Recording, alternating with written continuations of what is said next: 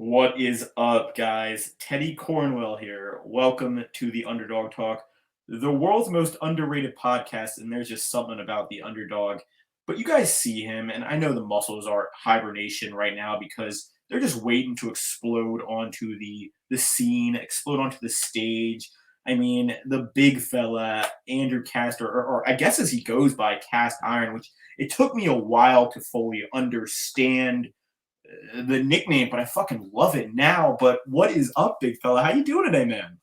I'm doing great, Teddy. I'm glad we finally got together and made this happen, man. It's awesome to be here, and it's been great watching what you've been doing with the podcast, man. So I'm really excited to be on and talk all things bodybuilding and whatever else you got in mind, man.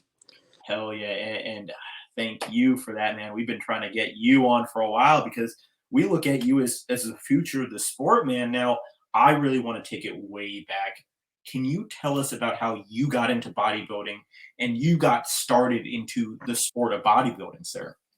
Yeah, absolutely, man. I started lifting weights when I was around, gosh, I started.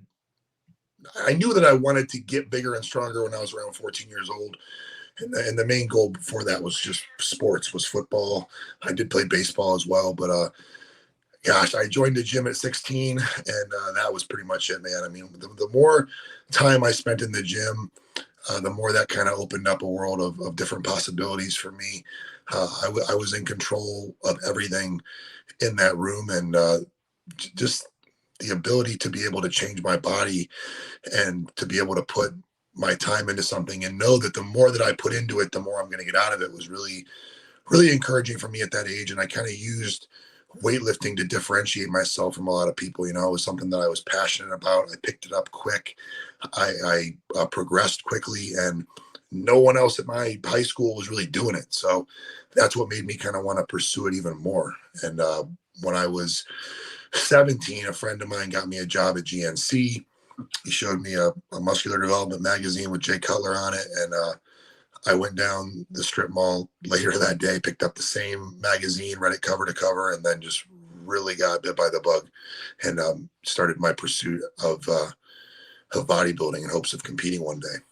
Well, it is cool because we had Dan Solomon, the man behind the Mr. Olympia, on, also the man behind muscle development. And the reason I brought that in is because you, sir, were in MD magazine. I mean, they say dreams come true. How awesome was that to see yourself and your story in an MD magazine? It was cool, man. It was really cool, and it definitely was a dream of mine. I started reading that magazine like back in 2011. And I remember the first one that I bought. I got it on my wall in the office here with Jay on it, and that was always a goal. Was to be in the magazines. And as social media has kind of progressed, I was really afraid that that wouldn't happen because magazines are becoming a little more obsolete. So uh, Ron Harris and Kevin Levrone invited me on the Levrone Report back in February, and we did an interview there and on YouTube. And then the article ended up being in the magazine, the MD issue this month with Chris Bumstead on the cover of it. So hopefully someday it'll be the cover, but it was really, really cool, man. It was a really cool surprise. And, um, it's one of those things that I wanted to accomplish a very long time ago. So it was cool to check that box. I've become a fortune teller on this podcast. I've told NFL athletes they'll make the Pro Bowl. I told Derek Lunsford on this podcast he will win the Olympia next year or this year. And I have told you, sir, that you will be on the cover of MD because I can just foresee it, man. The passion is there. Now, how do you balance your training and nutrition to achieve your physique? Because it is phenomenal. What is the balance that goes into your physique, sir? It's tough. It's always something that I've known since day one that if I wanted to be good at bodybuilding, the nutrition had to be the focal point of everything I was doing. So your day revolves around your training, obviously, but also around your food. And so from a very, very young age and reading the magazines and following so many of these pros, I knew that I had to make the nutrition the staple of my lifestyle. So if I was leaving somewhere, I got to bring food with me.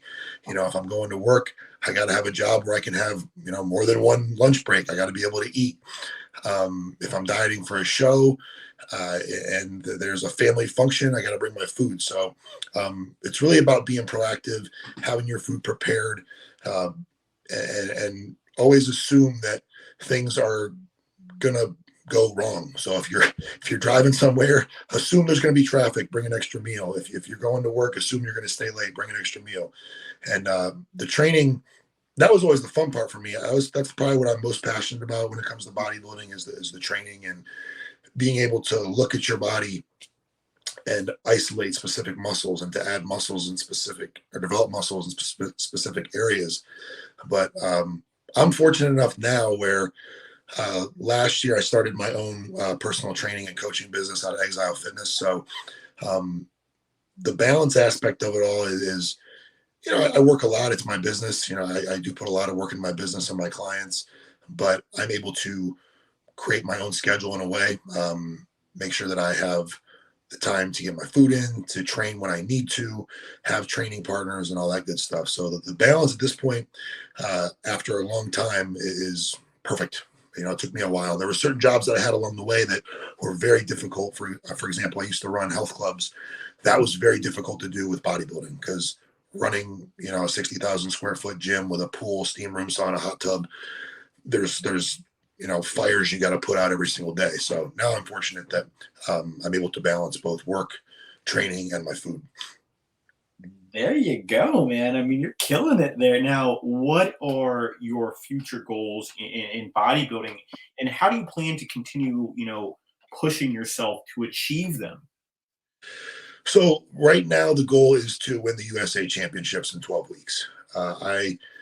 I've done the North American Championships the last 2 years, and structurally and size wise, I've got those boxes checked. And I simply put, I just got to come in better condition. I just wasn't peeled enough, and it sucks getting off the phone with guys you look up to, like Jay Cutler or Kevin Levrone, or Dusty Hanshaw has always been in my corner, and or even Matt Jansen one year was like, man, if you were peeled, you would have won. I've heard that the last 2 years. If you were peeled, you would have won. So the goal this year with Dominic Cardone Jr. is to come in peeled, win the USA Championships, and achieve professional status in the IFBB. That's the next goal for me. And from there, just continue to develop my physique and compete as a professional. That's what I got my laser focus on right now is the USA Championships. Now, are you in 212 or open, Andrew? I will be in the open. I'm about 5'11" on stage, and I'll be about 250 pounds probably field. So I will be a super heavyweight, and then I'll compete in the open as a pro. I honestly forgot how tall you were. I was even thinking about that question. Or yeah, no, I mean you're gonna be there with the big fellas, but you are a big fella. Now, what is your biggest tip for someone who is looking to start bodybuilding like you once were, after what you've seen as a coach, as a mentee, as a mentor, all of that? What is your biggest tip for someone who's looking to become a bodybuilder like you once were, sir? You need to realize that there's there's levels to this, and level one is really just about learning as much as you possibly can. And I feel like the thing that disturbs me most as a coach is I feel like a lot of people put the cart before the horse. They're asking kind of the wrong questions from the get-go, and they're looking at what they can take instead of how they can train, and what they can get away with eating instead of what they should be eating, and that kind of stuff. So what I did from a young age was two things. I read a ton. I read a ton of books and magazines, and then I went to people that were a lot smarter than me. And not all that glistens as gold. Not necessarily. I'm not saying I went up to every meathead I saw in the gym, but I tried to find people that had a physique that looked respectable, people that were already competing and did well at it. And I tried to learn from those people. I feel like a lot of people are afraid to ask for advice nowadays. And I love it when someone comes up to me at the gym and they say, hey, can I ask you a question? And it's a question about training or it's about food or cardio or how they can better themselves through those avenues instead of, hey, what can I take? Yeah. So that'd be my advice. And I will say, guys, if you have questions, ask them, because Branch Warren was on this podcast, and he is one of the scariest, Yeah. son of a gun out there. And he even said that it is okay to approach him and ask him questions. What he did make a point to say that he has to be done as exercise, but he encourages it as well. I think being open. Now, one thing that really stood out to me about you, Andrew, is kind of that definition where you were lacking. Did this make you hungrier and almost kind of make you feel like the underdog? And how are you going to rebound from that criticism and come back better? Obviously, besides with definition, but more the mentality side. Um, just to realize that I have the talent to be a professional bodybuilder, and I know that I have the talent, but you still have to put the work in. And I love a challenge, but there's one thing that kind of bothered me last year is, when I'm doing these shows like North Americans and I'm getting, 7th place like the last 2 years, and you're getting beat by guys that, you should be beating. That's all the motivation I need. Is just, there's guys that are beating me that simply just shouldn't be beating me. And if I had suffered a little bit more, if I had pushed a little harder on cardio, if I had pushed harder on training, I'd be beating these guys. And I did coach myself the last 2 years, which was difficult. And bringing yourself into a national show, that last 4 weeks can get tricky. And when you don't have a coach, but you do have a lot of different people that mentor you, what I kind of found happened was I was taking advice from kind of too many people at once whose opinions I really respected. And you kind of go like this, and you don't have that one person to rely on. So with Dom this year, a couple of days after North Americans, he actually reached out to me through a mutual friend we have, Ross Flanagan, who owns the Flavor Gang sauces, which are becoming really popular. And he's worked with Dom Cardone for 5 years. He had reached out to Dom, said, hey, this guy is a pro, just doesn't have the status yet. Basically, he needs you to help him. And then Dom Cardone reached out to me. We talked on the phone for an hour and put together a game plan. And then from I'll be honest, from the second I started working with him, I was like, this is over. This is over next year. We're going to win this show. We just really clicked.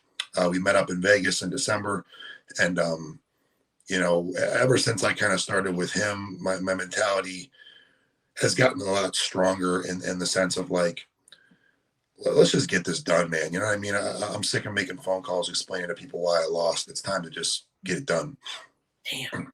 I can relate to that so much. Starting this podcast a year ago, asking little fitness influencers with 100 followers to come on the show, to now, getting the best in the game like you, Andrew. Now, I saw that you were with the big man, the big boss, Kev, at the Mr. Olympia this year. Now, I want to know, what were your thoughts on being at the Mr. O in the first place, and did you agree with the top 3 in the open? Yeah. It was really cool, man. Kevin was probably my favorite bodybuilder ever. I have followed him for a very long time.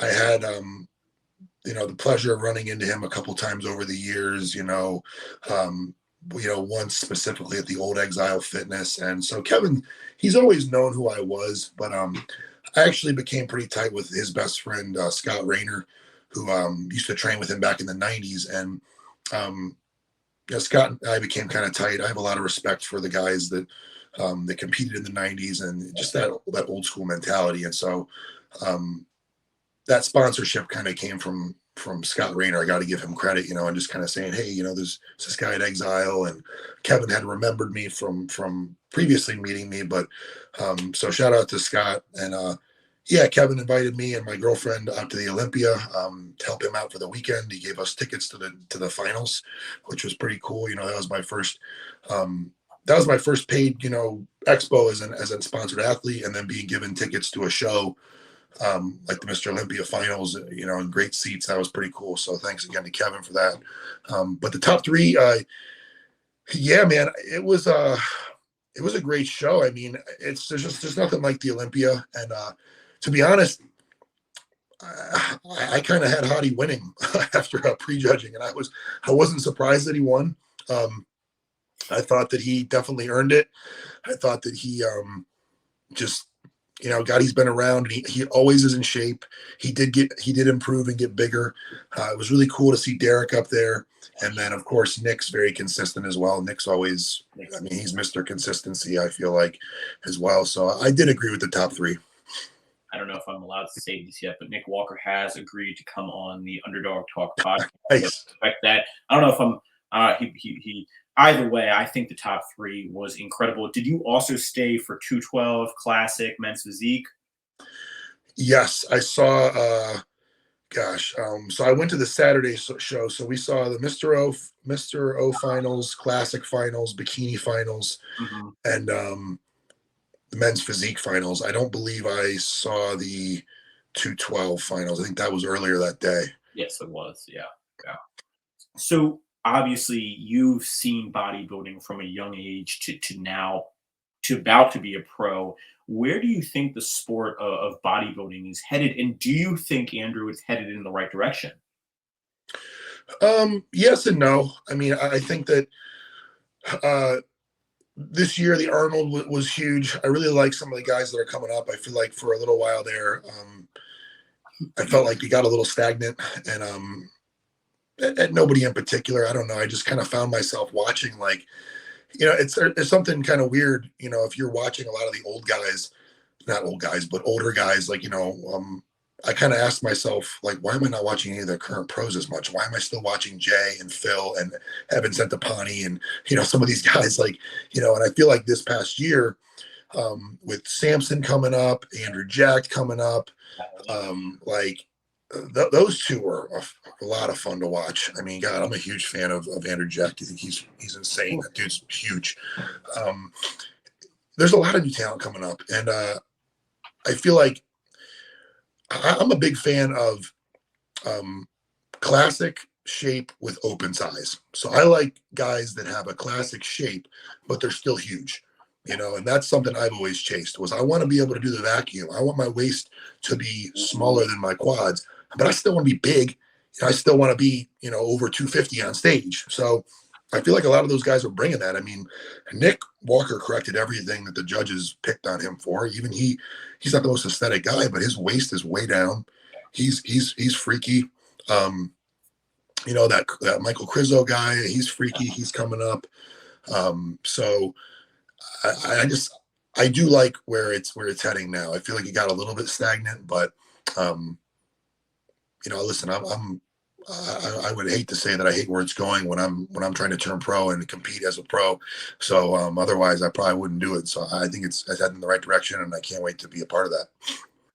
Hell yeah, and you will be a part of it because hard work does pay off. There is nothing else like it. Now, I do have to ask, and ending it, what is one of the biggest successes that you've felt being or felt in your bodybuilding career? And then what is one of the biggest challenges been in your bodybuilding career, Andrew? The biggest successes is just, it feels really cool to have some of the guys that you've like kind of looked up to and tried to mimic over the years know who you are. That was the biggest thing that kind of changed over the last couple of years for me, that really kind of made me feel good. I mean, you follow all these guys. We all follow all the top pros, but it just feels good, like as a bodybuilder, that competing to have respect reciprocated and have recognition reciprocated, and to be able to, text or call guys like Jay Cutler or Kevin Levrone, like it's really cool. And the reason I'm able to do that is just from a lot of the great people I've met over the years, that have put me in the position to be in front of those guys. Like I mentioned, Scott Rayner for Kevin Levrone, my good friend and mentor, George Beck, showed my pictures to Jay Cutler back in 2017. He's followed me since then. So that's the biggest win for me right now. It's not any trophy or anything like that. It's just the recognition, and even being in muscular development, being on the show, being on the magazine, stuff like that is all huge. It validates all the time I've put into this lifestyle and this dream that I have. The biggest struggle, a lot of people don't know this, I actually have really severe scoliosis.